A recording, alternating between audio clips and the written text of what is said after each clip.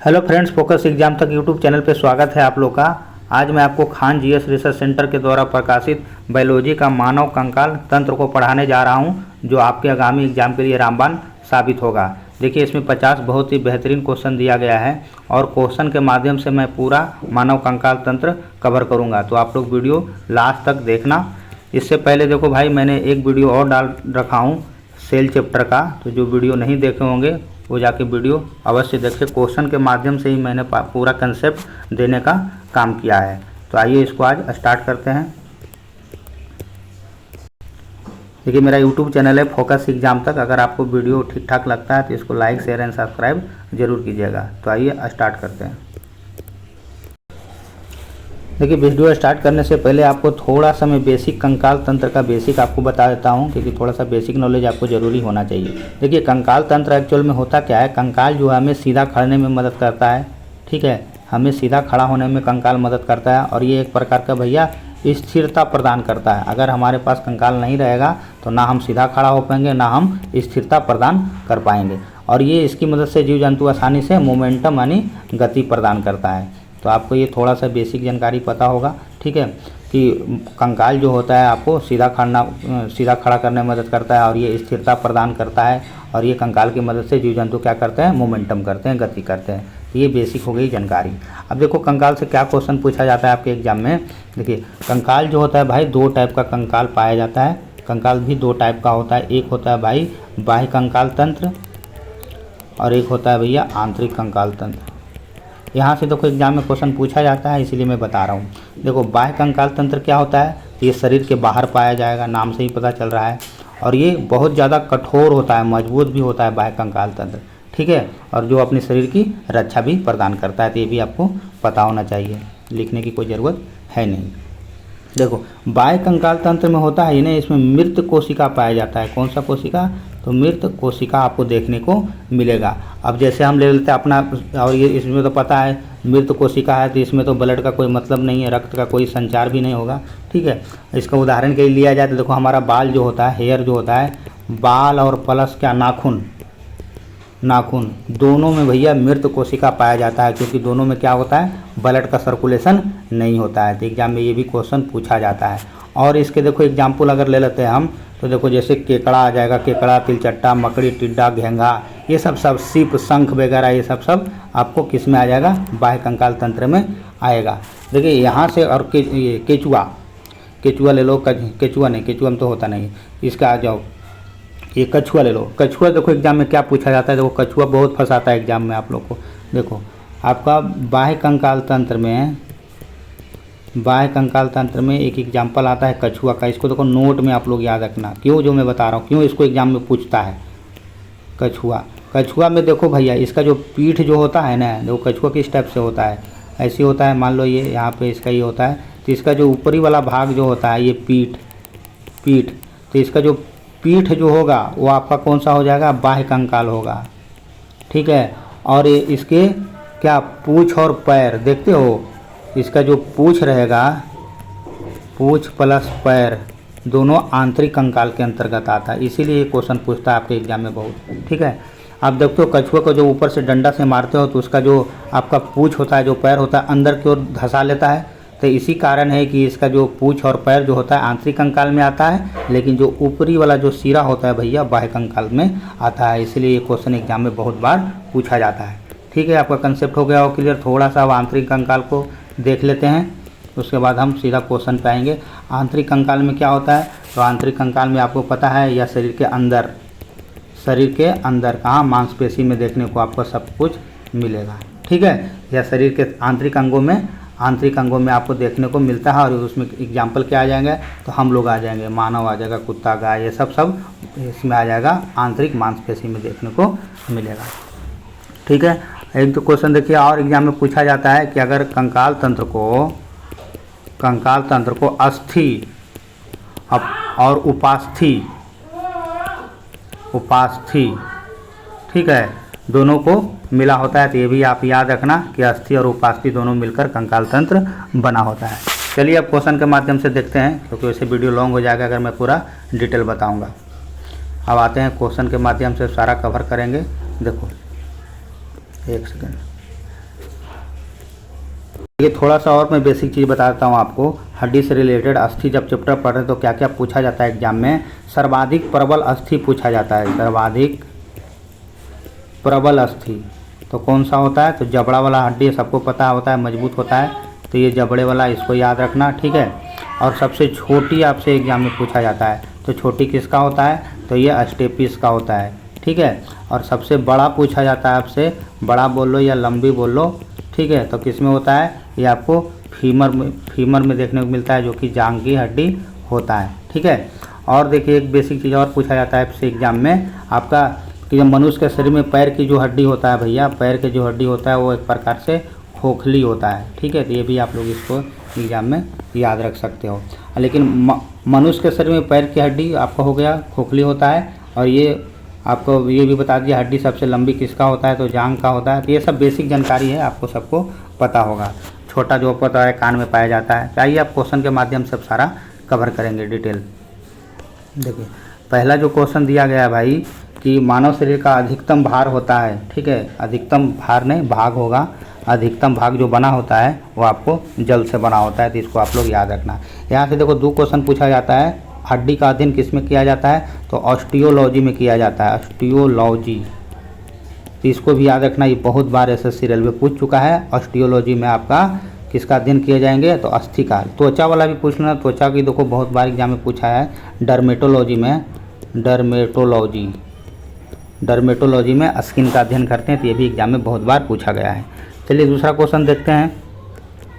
दूसरा क्वेश्चन देखिए, एक वयस्क मानव शरीर में जल का प्रतिशत होता है, तो कितना प्रतिशत होता है जल का, यह 65% होता है। मानव शरीर में होता है तो लगभग 70% है। देखो 65 से 70% होता है, यहाँ 65 ऑप्शन में नहीं है, तो 70 आपका आंसर सही हो जाएगा। मानव शरीर में किस तत्व का सर्वाधिक अधिक होता है, देखो ये भी क्वेश्चन बहुत एग्जाम में पूछा है। मानव शरीर में किस तत्व का प्रतिशत सबसे अधिक होता है, तो सबसे अधिक जो होता है भैया ऑक्सीजन का होता है। कितना परसेंट होता है, तो ये 65% होता है। दूसरा सबसे ज़्यादा कौन सा होता है, तो दूसरा सबसे ज़्यादा आपका हाइड्रोजन होता है 18.5%। और तीसरा ले लेते हैं, तो तीसरा भैया कार्बन का होता है। कार्बन का कितना होता है, 9.5%। चौथा बच गया नाइट्रोजन, नाइट्रोजन का कितना होता है 3.2%। बाकी 1% में सारा आ जाएगा, कार्बन डाइऑक्साइड ये सब, तो ये 1% वाला भी आपको एग्जाम में याद रखना, वो भी पूछ लेता है। अब आप सोच रहे होंगे नाइट्रोजन 78% कहा गया, देखो नाइट्रोजन जो भैया 78% वो वायुमंडल में पाया जाता है, यहाँ पे उसको कोरिलेट मत करो। चलिए अगला देखिए क्वेश्चन क्या दिया गया है, कि मानव शरीर में प्रचुर मात्रा में पाया जाने वाला तत्व कौन सा है, तो आपको मैं बता चुका हूँ, ये इसका आंसर जो होगा आपका ऑक्सीजन हो जाएगा। मानव शरीर में अधिकतम मात्रा में पाया जाने वाला तत्व कौन सा है, देखो यहाँ पे क्वेश्चन थोड़ा सा टाइपिंग मिस्टेक किए हैं, जो भी टाइप किया होगा खान सर के चेला जो भी होंगे, तो ये मानव शरीर के हड्डी में होना चाहिए। यहाँ पे मानव शरीर के हड्डी में अधिकतम मात्रा में पाए जाने वाला तत्व कौन सा होगा, तब आपका आंसर कैल्शियम हो जाएगा, ठीक है। और ये ऐसे भी फास्फोरस भी पाया जाता है, लेकिन कैल्शियम ज़्यादा उचित रहेगा लगाना। चलिए वयस्क मानव में होती है, तो वयस्क मानव में आपको पता है कितने हड्डी होता है, 206 हड्डी होता है, सबको पता होना चाहिए। ये देखिए 208 जो होता है भैया बाल्य अवस्था में होता है, बाल्य अवस्था में 208 होता है। और आपको जन्म के टाइम समय भैया 300 हड्डी होता है, तो इसको भी याद रखना। ये तीनों क्वेश्चन पूछा जाता है। अगला क्वेश्चन 8वां नंबर, मानव शरीर में अब तक कुल ज्ञात हड्डियों की संख्या कितनी है, तो वही आपका 206 हो जाएगा। 20 वर्ष की आयु में मानव, देखो बच्चा जो होता है जवान हो जाता है, तो 20 वर्ष की आयु में भैया 206 हड्डी होता है, तो इनमें से कोई नहीं हो जाएगा। चलिए अगला क्वेश्चन देखते हैं, निम्नलिखित में कौन सा शरीर, निम्नलिखित में से कौन मानव शरीर की सबसे छोटी हड्डी होता है, तो सबसे छोटी जो होता है स्टेपिज होता है, मैं आपको बता चुका हूँ, जो कि कान में पाया जाता है। बड़ा किसका होता है, तो बड़ा होता है भैया फीमर का होता है, जो कि कहाँ पाया जाता है, जांघ में पाया जाता है, और इसका 48 सेंटीमीटर लंबा होता है। ये भी याद रखना, ये भी क्वेश्चन पूछा है। चलिए अगला क्वेश्चन देखते हैं, मानव शरीर की सबसे लघुत्तम हड्डी, तो आपको बता दिया हूँ, सबसे लघुत्तम हड्डी कान में पाई जाती है, ठीक है, जो कि अष्टपीज बोला जाता है। मानव से खोपड़ियों की संख्या, तो मानव में खोपड़ी में कुल अस्थियों की संख्या भैया 28 होता है, रखा है। अगला क्वेश्चन देखिए, निम्नलिखित में से कौन सा लवक मानव के हड्डी में सर्वाधिक मात्रा में पाया जाता है, सर्वाधिक मात्रा में पाया जाता है कैल्शियम फास्फेट। तो इसका कैल्शियम फास्फेट का फॉर्मूला याद रखना, Ca3PO4 के होल 2। तो ये इंपॉर्टेंट है, ये एग्जाम में बहुत बार पूछा गया है। चलिए मनुष्य के शरीर में पसलियों की संख्या कितने जोड़े होते हैं, देखो पसलियों की संख्या कितने जोड़े होते हैं, तो ये 12 जोड़े होते हैं। 14 वाला याद रखना, बहुत एग्जाम में पूछा जाता है। देखो फेस में आपका 14 हड्डी पाया जाता है, तो ये भी आप याद रखना, ठीक। ठीक है। चलिए, ये हो गया मानव शरीर के पैर की हड्डी होती है। देखिए अगला क्वेश्चन है, मनुष्य के शरीर में पैर की जो हड्डी होती है वो कैसी होती है? तो ठोस होती है। इसको आप लोग याद रखना, ठीक है। चलिए अगला क्वेश्चन है, शैल क्रिया में ऑर्थोलॉप्टी क्या होता है? तो ये कूल्हे के जोड़ का प्रति स्थापन करता है। अगला क्वेश्चन देखिए, ये भी बहुत इंपॉर्टेंट क्वेश्चन दिया गया है कि कहता है इलास्टिक उत्तक टिश्यू को हड्डियों को एक साथ पकड़े रहते हैं, उसे क्या कहा जाता है? तो उसको भैया लिगामेंट कहा जाता है या स्नायु कहा जाता है। इसको आप लोग याद रखना। अगला क्वेश्चन दिया गया, दांतों पर जमी परतों पर बनी होती है, तो किस लिए बनी होती है? तो भोजन के कण, धूल कण और ये मुख्य अम्ल को बैक्टीरिया से बचाने के लिए किया जाता है। अच्छा, नाखून काटते समय दर्द क्यों नहीं होता है? ये मैं आपको शुरू में बताता हूँ, क्योंकि नाखून में भैया मृत कोशिका पाया जाता है और इसके द्रव द्वारा बने होते हैं, जिसमें कोई रक्त का ब्लड सर्कुलेशन नहीं होता है।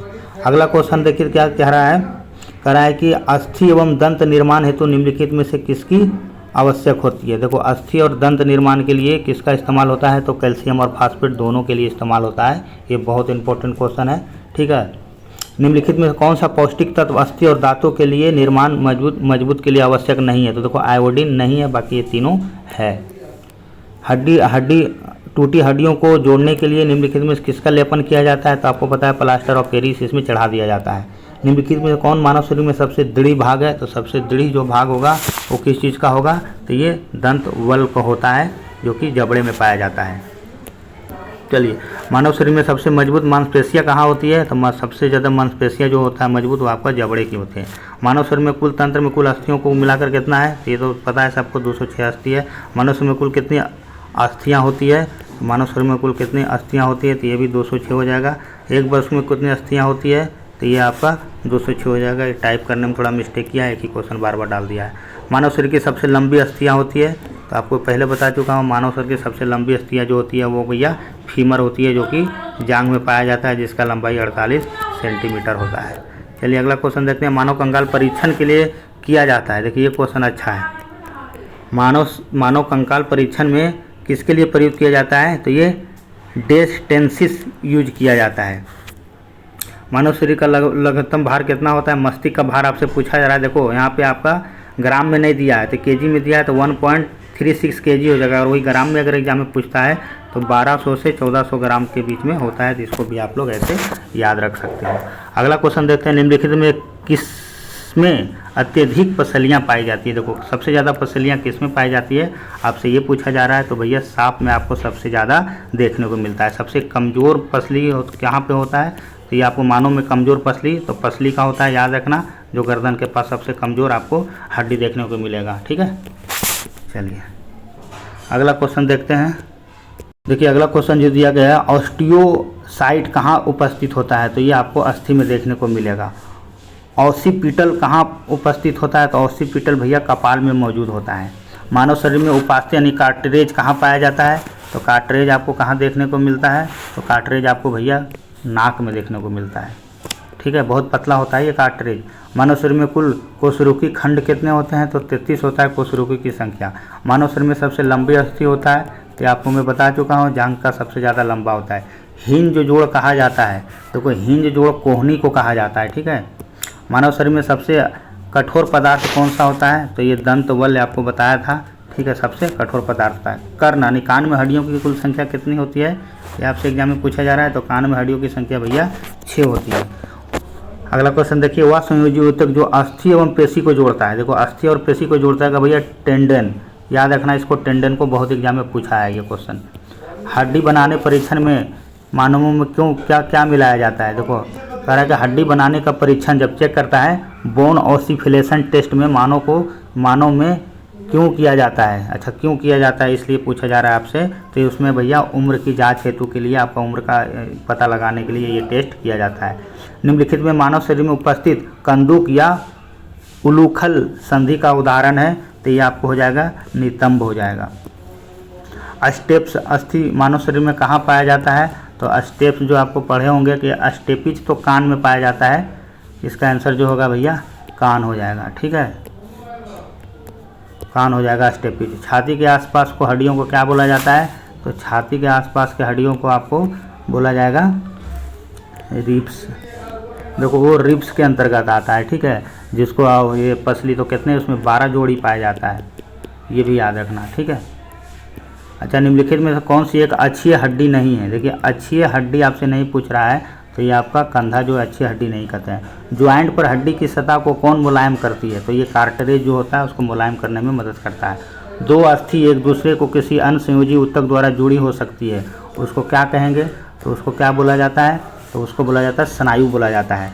मनुष्य के शरीर में वर्टिब्रेस्ट निम्नलिखित में किसका एक भाग है? तो ये आपका जो भाग होगा आपका ये रीढ़ की हड्डी का होता है। अच्छा, मानव शरीर में पाए जाने वाले सबसे बड़ी संधि कौन सी होती है? देखो सबसे बड़ी संधि पूछ रहा है, तो सबसे बड़ी संधि कौन सा हो जाएगा? ये जांघ की संधि सबसे बड़ी होता है। किसी जंगम जोड़ को दो हड्डियों के बीच में पाए जाने वाले स्नेहक पदार्थ को क्या कहा जाता है? तो उसको बोला जाता है साइनोबिलियम द्रव बोला जाता है। ये इंपॉर्टेंट है जी। अच्छा, मानो कौन सा खनिज हड्डियों के लिए आवश्यक है? देखिए हड्डी के लिए तो आपको बता चुका मैं, तो कौन सा आवश्यक है? तो ये कैल्शियम आपका आवश्यक है। तो इस प्रकार से आपका दूसरा नंबर चैप्टर कवर हो गया है। इससे पहले मैंने सेल भी पढ़ा चुका हूँ, तो सेल को भी आप लोग अच्छा से पढ़ लीजिएगा। इसके बाद तीसरा चैप्टर आएगा 2-3 दिन में, तब तक आप इसको रिवीजन कीजिए। मिलते हैं नेक्स्ट वीडियो में, धन्यवाद।